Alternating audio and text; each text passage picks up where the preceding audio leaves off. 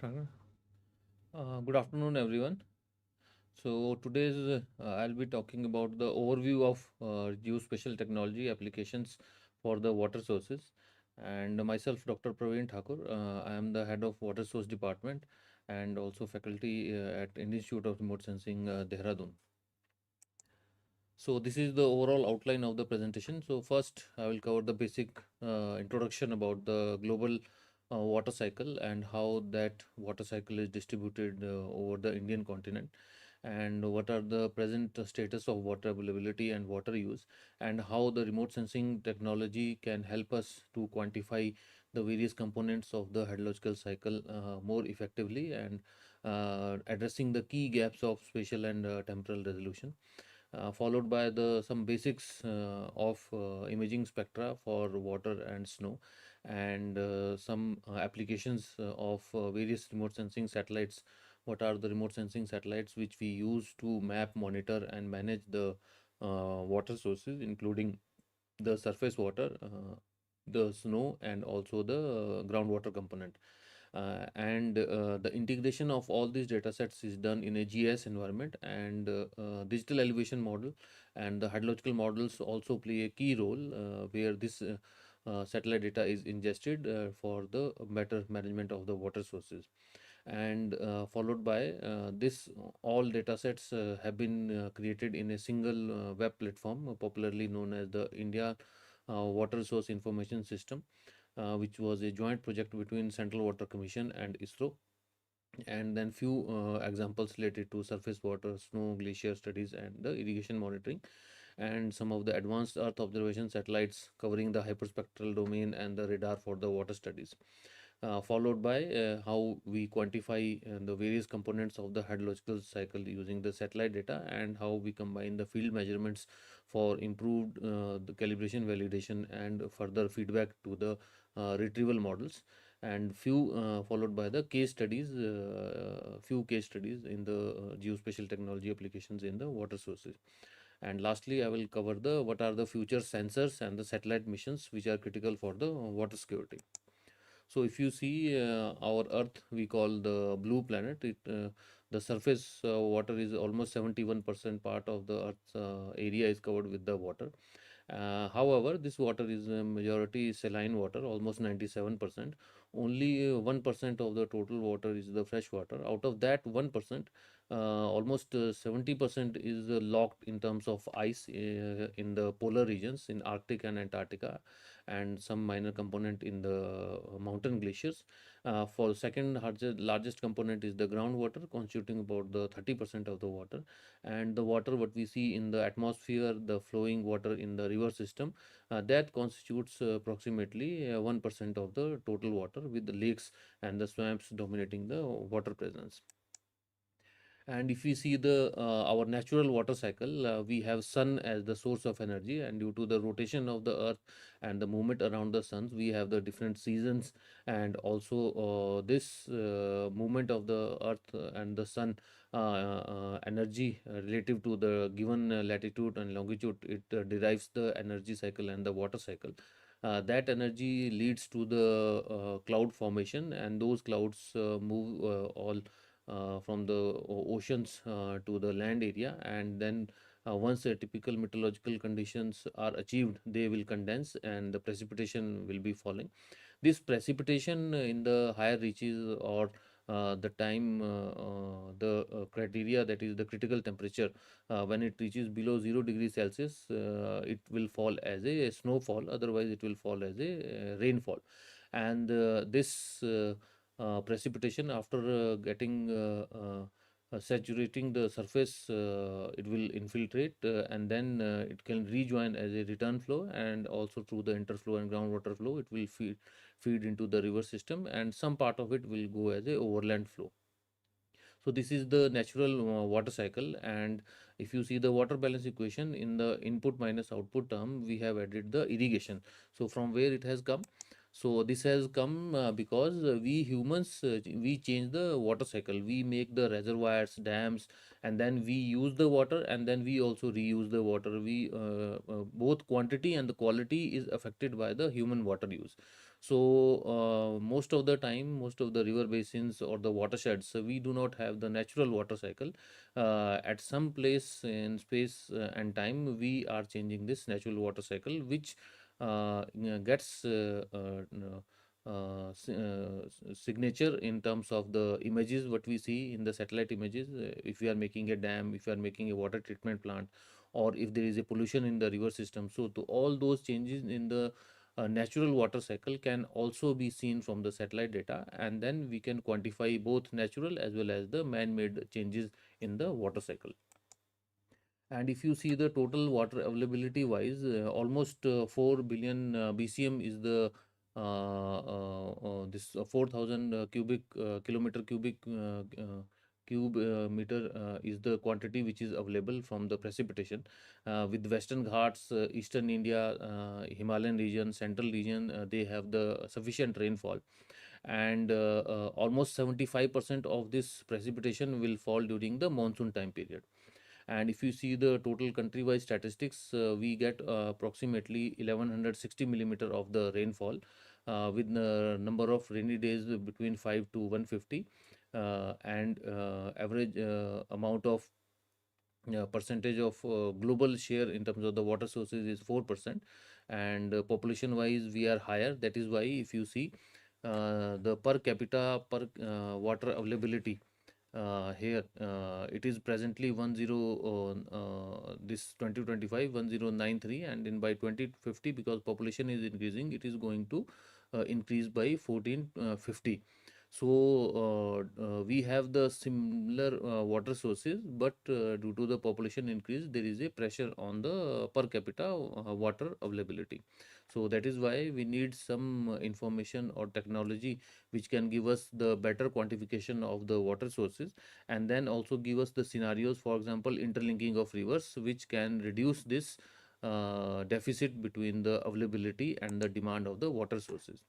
So from 1951 to till 2051, so this is the per capita water availability. Earlier, because water was same, only population is increasing. So this is the from 2011 onwards, we are seeing our country, some of the regions, especially central and the western India, is coming under the water stress conditions.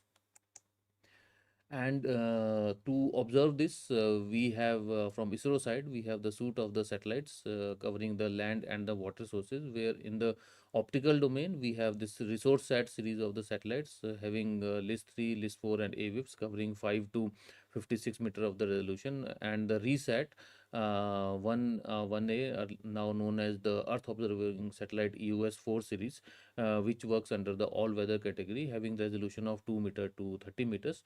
And for the cartography and for the elevation information, we have cartosat 2, 3, and cartosat 1 series. And for the weather and climate, we have this ocean this INSAT series, and the megatrophics, which is dedicated to the weather. And for the water level, we have the Saral Altica. So we have different set of satellites which cover from some meter to the kilometer range, and covering from a few minutes to the 24 days temporal interval. And not just ISRO, these days we have the satellite from the other global satellite providers, for example Landsat from NASA, and US, and Sentinel from under the Copernicus program of ESA. And more recently, the private companies are also contributing to the satellite technology, not just in earth observation but in the navigation, communication. And there are more than 4,000 plus orbiting satellites which are giving the various set of space information.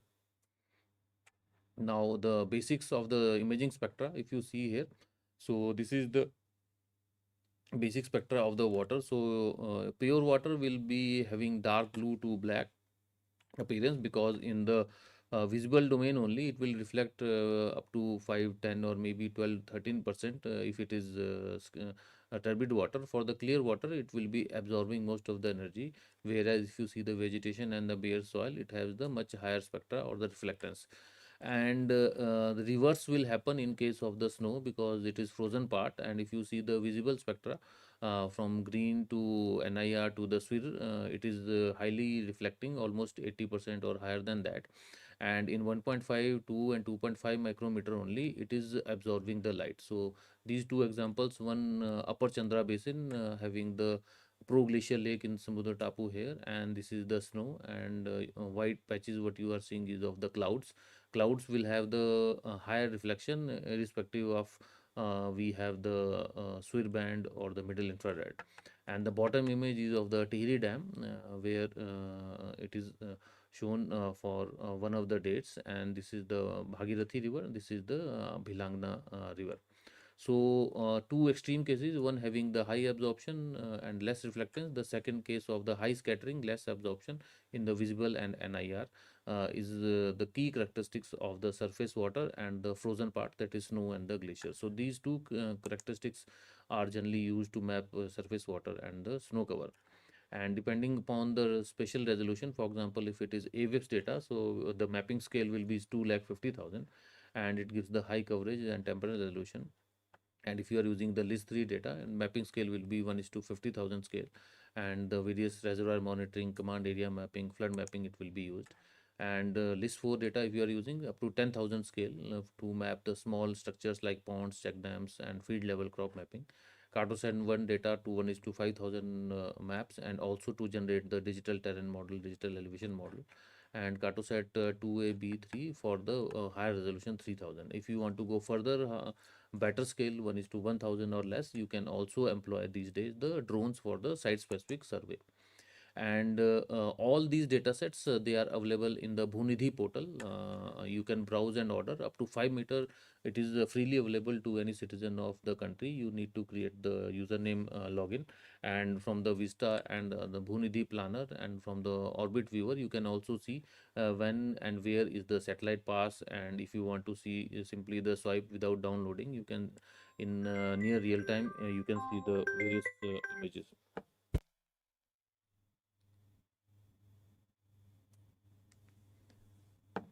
So, and in the next versions, the online data processing facility, popularly known as the Code Lab, will also be made available to the general users of the Indian EO data. So, from the water sources, as I told, we study it for the precipitation, whether it is snowfall or the rainfall. The water body mapping, the reservoir, lakes, or during the flood seasons, the snow cover and the glaciers, including the parameters, evapotranspiration, which uses the various combination of land surface temperature, albedo, LAI, the water level from the microwave based altimeters or the imaging SAR data at various temporal resolutions, the soil moisture using the microwave remote sensing, both active and passive, topography from the photogrammetry, radargrammetry, and the associated parameters, and the water demand, that is the total crop acreage, crop water requirement, and irrigation requirement, and also the drinking water sources. So there has been sufficient literature available which gives you the summary. This is one of them, where the rainfall, snowfall, what are the possible instruments. So I'll be covering one of each examples in the subsequent slides, how we use the global precipitation measuring mission to measure the precipitation in terms of rainfall, snowfall, and then how we quantify the evapotranspiration, runoff, snow cover, snow density, soil moisture. So for each of this, I will be giving the example in the subsequent slides. So these days we have the dedicated satellites to cover some of these parameters.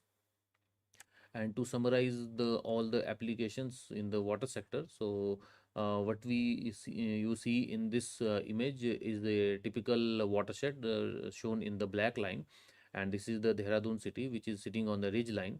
So the water to the east of the Dehradun, it will flow to the Song river, which is a tributary of Ganga river. Water to the west of the Dehradun through the FRI and other areas will flow to the Yamuna river through the Asan river catchment, and it will meet at the Paonta Sahib.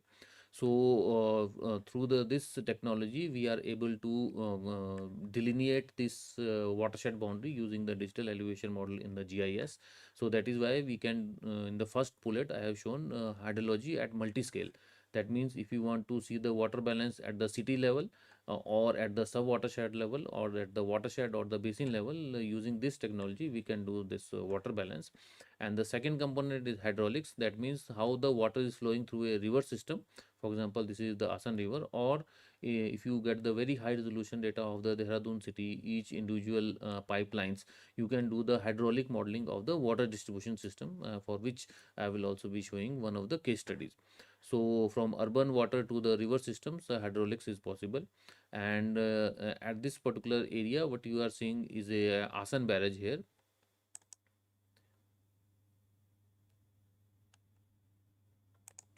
So this is a Asan barrage. So for example, if you want to design the barrage, so you need to know the how much minimum and maximum flow will be there. So for the design flow, the first criteria is you should get the watershed area and the peak flow. So such GIS and the integration of RS data will give you this design flow and the flood scenarios. And the basic computation of length, area and volume, for example, length of the river, length of the canal, what is the area of the water, what is the volume of the water. So those computation can also be done. And here what you see in the natural color composite, the dark green represents the forest area. This is the moist deciduous. On the south of the ridge line, it is the dry deciduous. The light green shows the agricultural area. So and then this blue line here is representing the flow line. And this also is one of the groundwater boundary lines. So if you dig the well, you should get the water at this particular level of the river. So this image also shows the close interaction of surface water and the groundwater. And the last point, for the irrigation water management, we need how much water crop will use. So from such time series of the satellite data, both optical and radar, I can quantify whether this is a rice crop, wheat crop. And then we have a dedicated center in Delhi, MNCFC, so which quantifies this at country level. And once I generate the time series in a given cropping season, I will be able to use the crop coefficient or the evapotranspiration using the land surface temperature to estimate the crop water requirement. So it is a, and also we are able to map the canal networks and the various groundwater wells. So it is also a key component for the irrigation water management. So on the left hand side, what you see is the integration, hydraulics, hydrology, groundwater, environment in a GIS environment. So this is how we do all the water sources applications by combining satellite data and the GIS with the various hydrological, hydrodynamic, groundwater and the environmental models.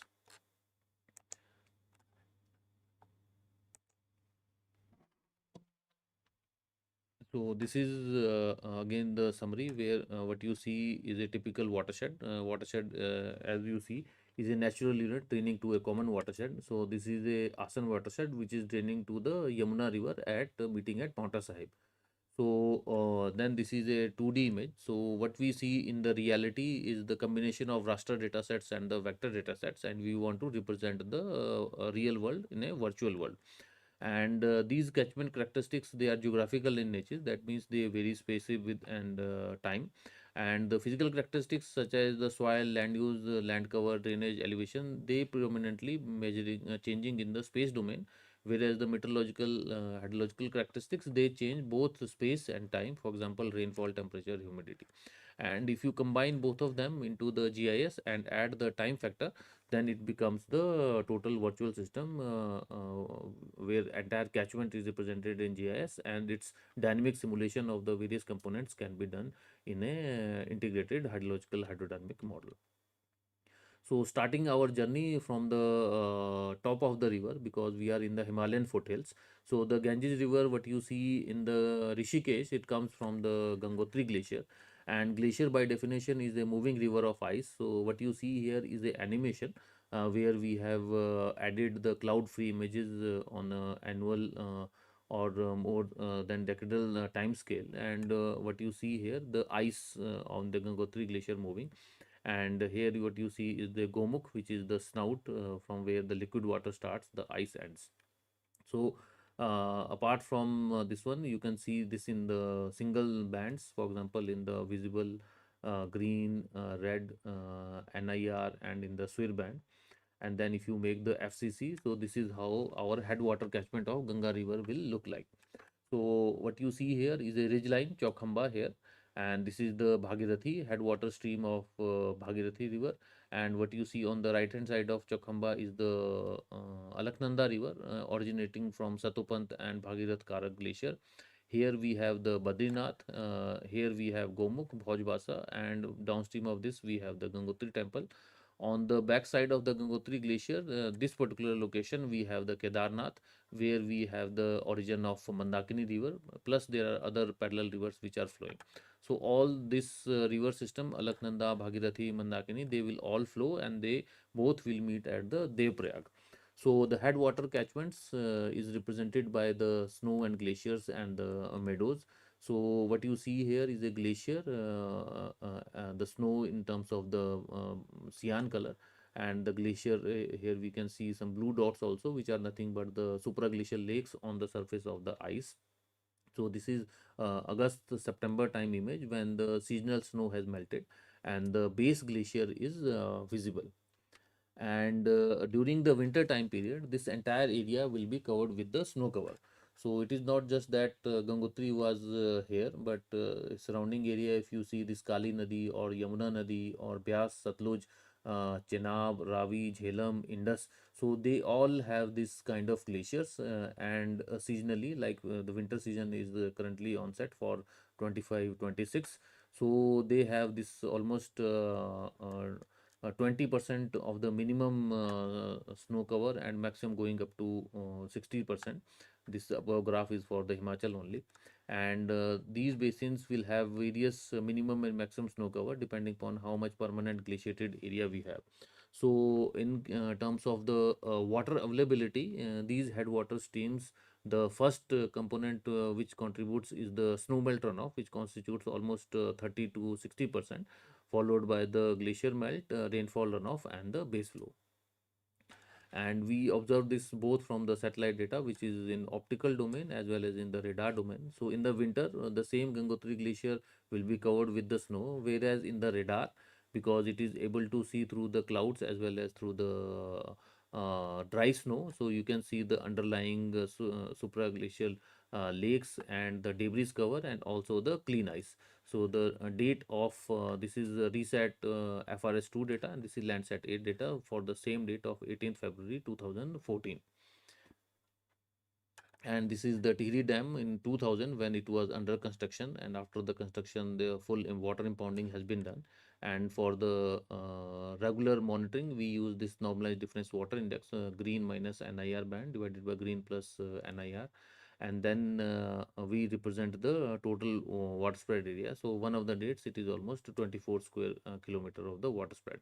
So for doing water mapping, we have this portal, which is popularly known as the Water Body Information System of India, hosted at ISRO NRSC website, where all the optical and radar data is integrated, and you simply click on any of the major water bodies, you can generate the total time history. And on globally time scale, you have this global surface water explorer, which is available offline as well as it is available in the Google Earth engine, which can be used to estimate the spatial temporal changes in the water occurrence and other matrices of the water sources. And apart from this, if you want to quantify how turbid is the water, what is the turbidity in terms of NTU, that is quantification, you can use the hyperspectral data. This is one of the example from Chilka Lake, where our field has gone with the spectroradiometer, collected the spectra, and then correlated it with the every NG data sets and generated the various this spectra using the spectral matching technique to generate the quantifiable water quality parameters, in this case the turbidity. And similarly, in case of the floods, the entire area will be covered with the cloud, so optical data may not work. So what we use is the radar data, due to the radar being in the microwave domain, and in the microwave water is a highly scattering surface. due to the polar nature of the water molecule. However, our most of the radars, they work in the side looking geometry. So although highly scattering, but roughness wise it is very smooth. So as compared to the other natural water bodies, it reflects away from the sensor, and that is specular reflection. So what you see here in the border of Meghalaya and Bangladesh and in the main Assam, so we have the specular reflection, which gives us easy way of quantifying or the identifying the water pixels, whether flooded or the pre-flood water bodies. So this is for 2008 Kosi floods in the Bihar, when there was a breach at the barrage in the Indo-Nepal border. It was a long duration flooding where the radar sat data and terrasat data plus cloud-free optical data has been used to quantify and monitor the progress of the floods due to breakage of this barrage. And this is for 2023 Delhi floods using the reset data. In the bottom corner, this is Yamuna. In the top, in the Luxor region, near the Bijnor, where we have the barrage. So this area is also frequently flooded whenever there is a heavy flood. And if you zoom to this particular area, so the natural floodplain of Delhi in 2023, you can see entire area is under the water. And the same way we can also use to monitor the mountain hazards, for example the GLOF. So in 2023 4th of October, we have this landslide, and then that triggering, and also there is a calving of the ice in the lake, so due to which there is a breakage of the lake and causing the huge damage in the downstream area. So both, this is the optical data pre and post, this is the radar data. And recently India and US, they have launched the NISAR datasets, and India is taking the lead in the NISAR S-band datasets. So you can see most of the SAR sensors, they are working in the C-band. However, we have this S-band SAR data.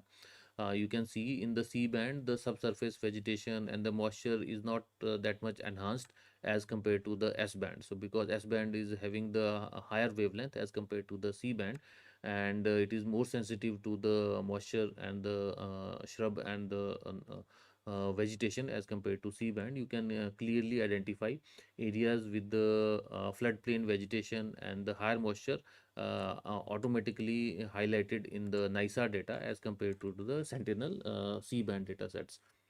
And this is below the Bijnor barrage, and this image is of the above the Bijnor barrage, where we have one natural this wetland has been constructed here. This is Sentinel VH data. This is NISAR S band RH data. So you can easily identify, especially the floodplain areas, both for the tributary as well as for the main Ganga river. It has been very clearly marked in the NISAR data sets.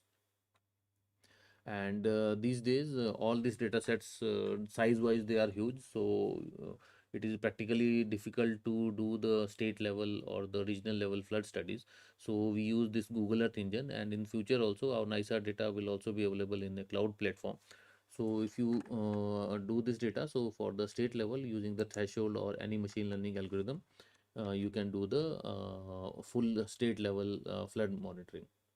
And because flood is a most recurrent and commonly occurring natural disaster, so there are some commercial companies, for example ISI is one of the companies which has a dedicated flooding team, which they use to combine with the high resolution flood extent map, followed by the flood depth and the elements at risk, by integrating the various high resolution 2D and 3D data sets. And they have a dedicated team of hydrology and meteorology experts who keep watch over the global extreme events and then provide flood information as a service to the customers. And in the mountainous region, sometimes we are not able to see immediately due to the various effects, for example clouds in the severe weather or the layer shadow in the radar images. So generally immediately after the flood we search for the cloud free images. So this is for the Badrinath area. In 2013 we had the very heavy flood in this particular area, and there was a big damage to the hydropower section. This is the Valley of Flowers, where there was a big parking lot which washed away. So before and after images, we can see which are the river valleys which got the highest damage, and which may have received the cloudburst. So this valley is not that much widened. However, this valley of flowers and this particular valley, not the main Badrinath valley. So this received heavy rainfall, and there are some signatures of landslides also. So there are what we call the cascading of the hazards. So there is a cloudburst followed by the landslide. There is a temporary ponding of the water, and then that also breached. So which caused the very big flood wave in the downstream area during the 14th to 17th June 2013. So and then the same digital elevation model can be used in the GIS with the tool known as hide above nearest drainage tool, hand tool, to give the first hand information about what are the low lying areas which can flooded if the water will raise by, for example, 0.5 meter, 1 meter, 2 meter, or the 3 meter. So this model's accuracy is as good as the accuracy of the digital elevation model what we are using. And on the country level, National Remote Sensing Center, ISRO, they have generated this satellite-based flood area map, and you can see the especially the riverine floods. This atlas is very useful, although for the mountainous regions still we need to work upon. But for the riverine coastal regions, this atlas can be used as a bench line data sets where the long time flood inundation and the flood frequency is available. The second most important part and also the largest users of the water is the irrigation sector. So currently many of the irrigation projects command area network have been mapped and monitored using the satellite data. This is in the central India in the Narmada and the basin. So this is a reservoir here, and then this is the command area of this one. So on the right hand side what you see is the Mahanadi Burla irrigation command area, where the headwaters of the Mahanadi in this Hirakund Dam, they do the irrigation, and the topmost nearest to the dam will receive the water first as it moves downwards.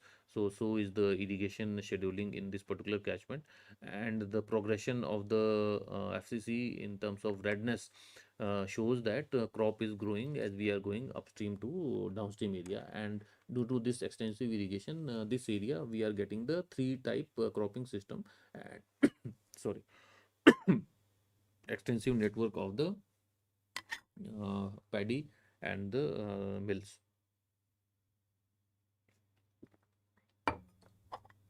rice mills. So this baseline data sets is used to compute the crop water requirement and the irrigation requirement in the command area. And the same way you can see the Jaipur, where Bisalpur Dam is used not just to the irrigation in the downstream but also to provide the drinking water. So you can see the during the peak Rabi season and post harvest how the area looks in the FCC for the Bisalpur command area. And under ISRO CWC project, there is a accelerated irrigation benefit program, World Bank funded program. So these days, the funding agency, they monitor the progression of the any infrastructure project by satellite technology, and you can see whether the canal is made or not, whether water is flowing or not. If the water is flowing, whether the crop is being grown or not.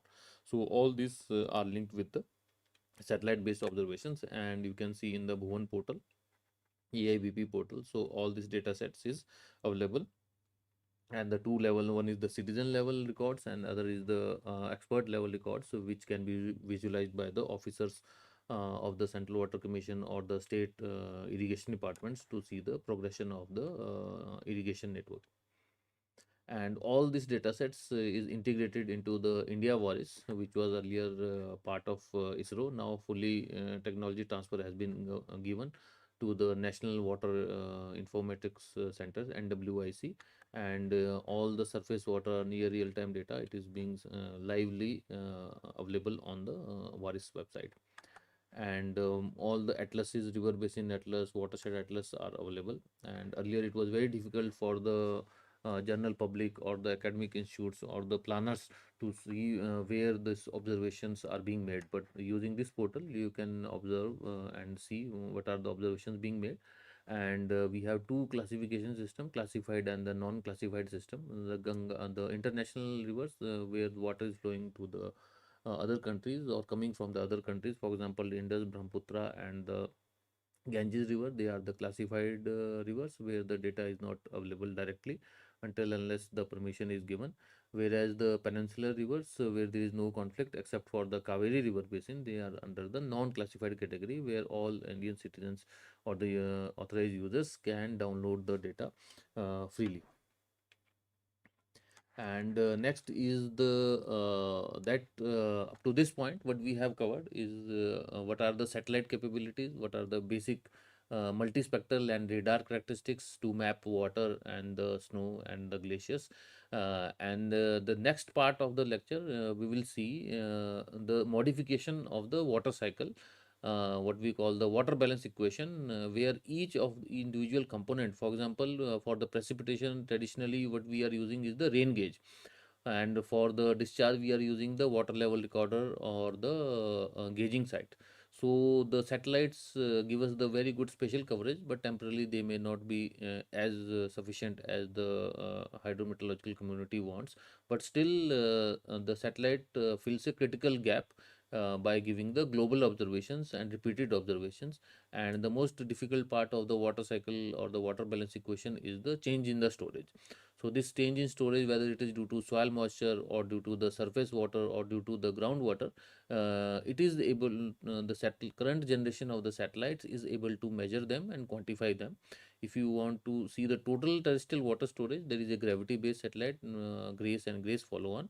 If you want to focus on soil moisture, there is a dedicated satellite for the soil moisture, similarly for the water level and for the snow. So we will see one by one what are these satellite systems which are used to quantify the hydrological cycle elements. And most common of water cycle is the precipitation, which drives which is the major input. So the major workhorse for this is the INSAT series of the satellites, which gives us the three set of the precipitation: quantitative precipitation estimation, hydro estimator, and IMR algorithm, which is generated by SAC ISRO, and then technology transfer has been done to the IMD. So you can see them directly on the IMD website, and also if you want to work on these products or work on the raw data, you can go to the ISRO MOSDEX website to download and do the analysis these precipitation products for the Indian region. If you want to see the global coverage, then because precipitation is happening all the places somewhere, and then we need to have the continuous observation. So what we we cannot have the geostationary satellites everywhere because they have certain limitations. So what we have is the combination of radar mission, combination of passive microwave and the optical and the geostationary satellites. So this GPM is one of them. So what it does, it combines the Doppler, dual frequency precipitation radar working in Ku and Ka band, and it combines the passive microwave radiometer observation to give you the global precipitation plus minus 60-degree latitude at half an hour time interval, covering zero point 0.1 degree, approximately 10 kilometers on the global scale. And precursor to this was the tropical rainfall measuring mission, TRMM, and this data has been now reprocessed with the GPM algorithm. And globally what you get, a GPM IMERG algorithm from 1999 onwards till now, and in the near real time also you can get this data. And although it may have certain error, but for the Indian region, ISRO SAC team, they have worked with the JAXA, because JAXA is equal partner in the GPM mission. They have their own algorithm known as GS map. So this combined algorithm, GS map ISRO rain, this has been generated to give you the improved satellite based rainfall, where the actual rain gauge data has been ingested into this. So other than that, these are the some other websites which you can look upon to get the satellite or the gridded rainfall data. So the other component of the water balance is the discharge. Discharge directly we may not get, but we do get the water level. And this is mostly the microwave altimeters, where instead of side looking, they are nadir looking. And in the nadir looking, due to the Earth's atmosphere, we make the correction for ionosphere, troposphere, and also for the tidal gauges. And we precisely monitor the height of the satellite, and then we monitor the two-way ranging, And then once we know the two-way ranging, we can estimate using this non-imaging remote sensing satellite the water level at 10 days to 21 days to 35 days interval. So what you see here is the tracks of Surreal Altica, which was a first dedicated altimeter from India as a joint mission between India and France working in Ka band. So these are some of the examples which you can see from ISRO's MOSDAQ and Vedas portal, and this is the time series which is available, and followed by the SWOT mission, which gives you the two-dimensional water extent, and also it is the first satellite which gives us the river discharge, although accuracy still people are working upon. So it is a Ka band traditional, this interferometric altimeter is there, and Ku band traditional altimeter is also there, and this is how it will work. It has a antenna within this 10-meter interval, so one will transmit, other will receive, and you can see here very high incidence angle of 1 to 4 degree as compared to the traditional SAR sensors. So although it will have the specular reflection, but we have onboard antenna 10-meter wide, which will directly receive the signal. And this is the basic mathematical formula where we are doing the two-way ranging. This is the fixed antenna, so that baseline is fixed. So the water height is computed using this height of the satellite r1 cos theta. Theta is the incidence angle. So you can see here, this is the right swath, this is the left swath for the Varanasi. Earlier we used to mask out the water bodies whenever we used to create the digital elevation model, but now this satellite is dedicated to generate the time series of water level. So what you see here is the Varanasi area, and we are seeing the from upstream to downstream change in the water surface elevation, and this data is available globally from July 2023 onwards, which will provide us surface water extent, elevation, and the water slope.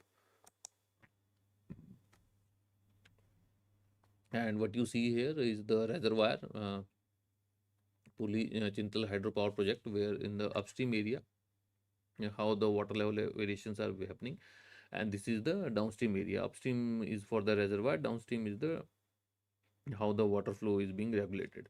And similarly for the one of the glacial lakes, Kedartal, how during the summer ablation time period the water level rises in this natural lake and then decreases in the winter, again rises in the monsoon, then decreases. And then this is for the Lonak lake, where it has increased, and then due to the lake breach it has decreased. And these are the two examples for the river systems. And the other component what we have is the soil moisture. Soil moisture generally from the passive microwave radiometers, so we measure it. But other than soil moistures, integrated water vapor, precipitation, sea surface temperature, sea surface wind, snow water equivalent, these are the other parameters which are measured using this multi-frequency microwave radiometers. And this is one examples of soil moisture from AMSR data. The blue represents the saturated condition, red represents the drier condition. And this resolution of the passive microwave is at 25 kilometers. So researcher wanted to have the higher spatial resolution, and longer wavelength is more sensitive to the water. So L band is considered one of the best sensors both in passive microwave and active. So NASA had generated this soil moisture active and passive mission, where we have the radiometer plus we have this active radar. So the final product would have been 10-kilometer radar and radiometer, and it worked for a few months, but due to some issues in the synthetic aperture radar, it is not working. So for the radar, currently NASA team is using the C-band data, and for the radiometer, passive microwave data of SMAP is being used to give you the global soil moisture from 2015 onwards, and this data has been reprocessed to give you the root zone soil moisture also, which is also important from the water sources point of view. The other mission which was before this one was ASMOS, soil moisture and ocean salinity. Again, it was having the L band radiometer. So these are some of the products which will be easily available from the SMAP website. And from ISRO web side, the reset has data algorithm has been made, and which is available at Bhunidhi. So this is the operational high resolution 500-meter surface soil moisture, which is available at every 24 days for the using the EOS4 datasets from the Bhunidhi website. And this resolution is going to increase to every 12 days at 200-meter resolution using the upcoming NISAR dataset. And the third important component of the water cycle is the evapotranspiration, which is almost covering 40 to 60% of the total water cycle. So here the basic principle is the what we call the surface energy balance. So this latent heat flux, which is represented by the ET, is function of total incoming and outgoing radiation minus the ground heat flux minus the sensual heat flux. So we use the thermal data sets, land surface temperature data sets plus emissivity albedo, and combine it with meteorological data to quantify the graded instantaneous evapotranspiration, and then using the evaporative fraction we convert this instantaneous evaporative fraction, this ET, into the 24-hour integrated evapotranspiration on the daily basis. And this is one of the models, symmetric model mapping ET using high resolution internalized calibration, which is available in the Google Earth engine, and it is the combination of both Siebel model and for any cloud free image on a global scale this can be used. And currently teams are working, including our team, to work on a integrated system. For example, this is OpenET, which is available to US region at 30-meter resolution using metric model, LXC. There are multiple models for ET estimation. So using the cloud platforms, this is being used, and recently it has been extended to the Amazon basin, and a few years time you may also see the Indian region being covered under this OpenET platform. And this ET is very much commercial in it caters to the commercial nature of the cropping system or the agriculture sector. So there has been private companies, the Siebel model what you have seen in the previous slide from the Professor Bastiansen. So he has opened a company and joined this Hydrosat, and they have a constellation of the satellites providing the thermal data. And on your mobile phone, if you give that this is the agriculture area or this is my agricultural field, so on demand basis they will give you the water requirement, that how much water is required to be irrigated, whether it is in the healthy condition or whether it is in the drier condition. So commercially also these data sets will be available. And from ISRO side, the Trishna mission I will show at the end, which will give you the publicly available free thermal data for such studies. And the fourth component is the surface runoff. That means how much area after getting the saturation or infiltration excess, so is flowing on the rivers on the terrain and then joining into the river system. This is example of Bata river basin, which is a tributary of Yamuna river coming from Nahan side. So the SCS curve number, soil conservation service, one of the popular methods where we use the land use and soil to combine to give you the daily basis runoff. And if it is mountainous region, the snow will also melt and give you the runoff. So for that we use the degree day approach, for example in the snow melt runoff model. And the snow cover is taken from the satellite data, air temperature is taken from the meteorological observation, and precipitation is taken from the TRMM and nowadays GPM data sets to give you the discharge in the any point from the river basin.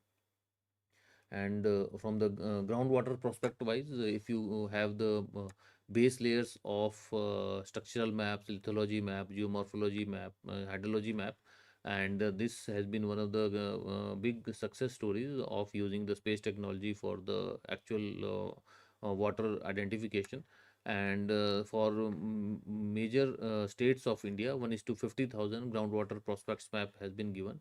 So you can see here using this color scheme and also the symbology, you can see the availability, whether it is excellent, more than 200 liters per minute water, or if it is poor or the nil.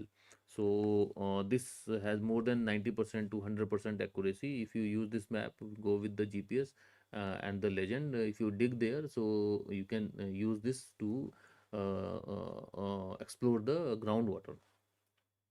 and this has been given to all the central and the state groundwater boards and also the state water agencies by NRSC ISRO. And this is a new kind of remote sensing which is known as the gravity based satellites. So if you want to know the regional level water balance, and then if you want to resolve for terrestrial water storage or snow water equivalent or ET or the runoff, so we have these twin satellites. So any change in the position of these satellites is inferred as a change due to the change in gravity, which is inferred to the change in the mass. So this data sets is now being extensively used to see the various scenarios. For example, the groundwater withdrawal in Indo-Gangetic plains, it is happening at rapid rate.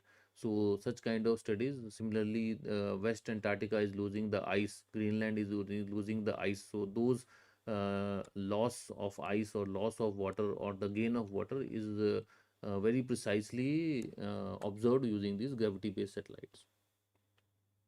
And all these data sets ultimately contributes to the better early warning system. This is one of the examples of flood early warning system where we do the simulation of hydrological cycle in the runoff and then convert that into using the stream flow in the unit hydrograph into the actual stream flow at in each points through the routing system.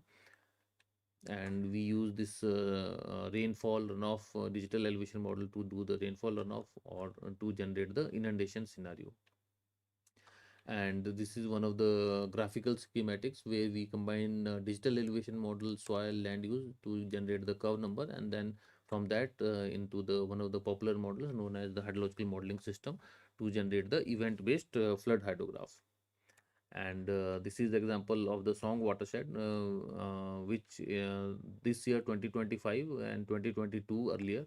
So in the monsoon, this area gets flooded, and this year, this particular river system, one of the tributaries, it got severe floods, and two, three bridges were also damaged during this simulation. And this is for the Maldevta area, 2022, and again in 2025 September flash floods, there was a damage. So this is the pre-flood image, this is the post-flood image, and this is the hydrograph as simulated by the this one calibrated hydrological model. And this can be used with the weather forecasting model. This is Dharampur area of Mandi, which unfortunately 10 it was inundated in 2015, but 10 years down the line again this year it got flooded because this Dharampur station in the Mandi district, it is at the outlet of the near to the outlet of the this watershed, and if there is extreme event, it is very near to the river system, so usually it get flooded. And the same thing it has been done for the Yamuna river, and the simulation what we have done in the model, and this is the Central Water Commission forecast. And Beas Basin 2014-15, so these are the calibrated hydrological model, and then this calibrated hydrological model are integrated with the digital elevation model and hydrodynamic models to see the inundation scenario in the Beas River Basin. And to improve the accuracy of these models, we generally conduct the field survey, either bathymetry survey or the cross-section survey. This is some of the examples from such bathymetry and the river cross-section surveys. And currently in the mountainous region, one example I have shown of the Lonak Lake, which happens due to the retreat of the glacier. The and region we have the pro-glacial lakes, which can be dangerous if it is the moraine blocked lakes. And one of the biggest lake is Imrat Asho in Nepal, which is increasing in the size due to the calving and the rapid thinning of the glaciers due to this pro-glacial lake. And this is one of the lakes in 2013, the Chorabari Glacial Lake, which breached in 2017, June 2013. And because this area in the downstream, this is the Kedarnath town, it is having the deglaciated valley, it is loose moraine. So any rainfall or the heavy breaching of such events can cause significant damage to the downstream areas. And we have multiple hydropower projects in the Alaknanda Valley which may get affected. And these days it is now compulsory to take care of the high flood flows which will come due to such gulf. So this is one example where if you consider the normal flood depth or if you consider the gulf, how much improvement or changes in your design structure you have to do to safely pass such gulfs. And such events, not just this one. So this is the Gomukh snout where there was a big breach which has happened in the Nila Tal, and then this debris flow event triggered the blockage of the Ganges River for few days, and later on, due to the high discharge, it was moved. And then we quantified how much erosion and deposition has happened from the satellite data, and then you can see immediately after the debris flow, there is a cyan color which is seen in the Sentinel-2 images, and also simultaneously this tributary glacier which is generating the water flow, and again this ice will be lost. In fact, it has totally broken away, and now the snout is in the particularly backside. And in 2021, there was a unique kind of disaster which happened due to the breach of a big rock fall triggered avalanche. And you can see here pre and post image in this Rontigad watershed, where the water level at this 90-degree bend went more than 75 to 100 meters. And such lakes are very prevalent in the eastern Himalaya region, much higher concentration in eastern Himalaya as compared to central or the northern Himalaya. But with the climate change and current temperature scenario, such lakes are bound to form in such regions also. And this is one of the lakes in the Bhutan region, where one of the scenario it shows extensive damage to the airport and as well as the surrounding areas. And this shows for the one lake in Leh Ladakh, where one of this Padam lake has been simulated, and the downstream area, how much area is going to be inundated. It is shown, and with the calibrated hydrodynamic models and good quality DEM, it is now possible to precisely map the extent of the flood, the timing of the flood, and the possible damages which can occur due to such rapid glacial lake outburst. And at the city level, many of our Indian cities they are highly urbanized, so the our runoff potential is much higher. So, and it is compounded by the fact that our drainages are choked with the solid waste.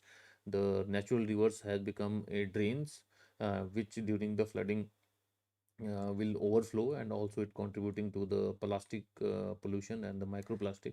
So this is one of the examples of the Dehradun city, where the 50 millimeters per hour rainfall for 2 hours caused the significant flooding in 2017. And again this year we have seen such phenomena in some of the catchments of the Dehradun city. And such models like the stormwater management model, where each ward can be identified, that which ward will get high flash floods as compared to other areas, that can be quantified. And then under the Amrit program, under the other government central government funded schemes, you can design the stormwater drainages to take care of such high intensity rainfall, and also increase the capacity of these stormwater drains, so that the flood water can be safely moved from the city. And this particular example is a more practical solution under the this water distribution system modeling. So each major river system and the ward has been simulated in a 24-hour simulation. The red areas shows where we have the negative pressure. In ideal water distribution system, all users should get the water, but if it is negative, that means sufficient pressure is not available. So such kind of simulation and the models are now mandatory under the Har Ghar Jal mission and Jal Jeevan mission. So the water planning departments of various states and the cities now you use such GIS and remote sensing based models to generate various scenarios and do their planning, so that you have the sufficient water to all the citizens. And also the the wastage of water can be saved by better planning using such tools.